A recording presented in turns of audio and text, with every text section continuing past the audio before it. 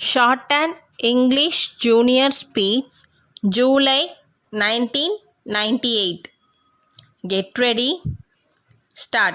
Mr. Speaker Sir, I rise to speak on the budget presented by our Honorable Finance Minister.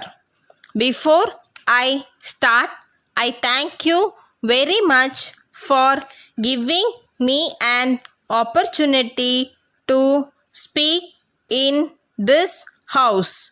There are many important issues to discuss, but considering the time, I wish to speak only on some issues. During the last year, our finance minister had announced a long-term taxation policy for the progress of industry.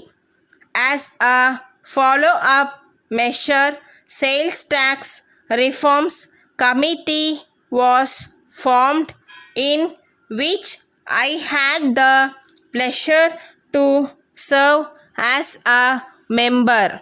The committee gave various suggestions to the government for consideration. I hope the government will accept and take necessary action in the matter. Now, I would like to speak on power projects. The economy of a state depends on the availability of adequate electric power. Power development involves high investment and long time. It also calls for a good planning and a long-term approach. It was realized that the state should try to achieve self-sufficiency in power generation, and this objective can be achieved only by evolving a large number of power schemes. I hope the schemes now sanctioned after this government took charge of the affairs of the state will fulfill the dreams of the people. I am happy to note that the community development scheme has been successfully implemented in all the blocks in our state. We have recently extended the program to cover the townships and municipalities. Our state occupies a pride of place in the educational map of India. Our budget provision for education is the largest and has been increasing all these years. For the current year, the budget provides for a huge expenditure for education. By linking plus 2 education to the high schools, we have made higher secondary education available to children in the remote rural area. I appreciate the steps taken by this government to remove illiteracy among the rural people.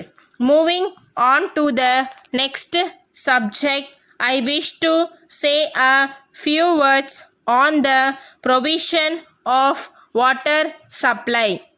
The government has made arrangements to supply drinking water through lorries, but the lorries carrying water often visit the places during midnight, thereby causing inconvenience to the people. It should be totally avoided. The drinking water may be supplied during daytime so that the housewives can easily take the water to their homes. Letter from Murugan Brothers, Chennai to Messrs. Balaji and Sons, Madurai. Dear sirs, we have received your letter dated 7th March and noted the contents therein. As requested by you, we are making arrangements to dispatch the sanitary items through lorry today. We hope the same will reach your place safely tomorrow morning. On opening the packages, if you find any of the items broken, please inform about the same to us so that we can supply new ones. As regards payment, we are sorry to state that you have not kept up your promise made in your previous letter. We hope that you will send check now. Considering our long business relations with you, we are giving credit facilities. But at the same time, you should not take undue advantage over this.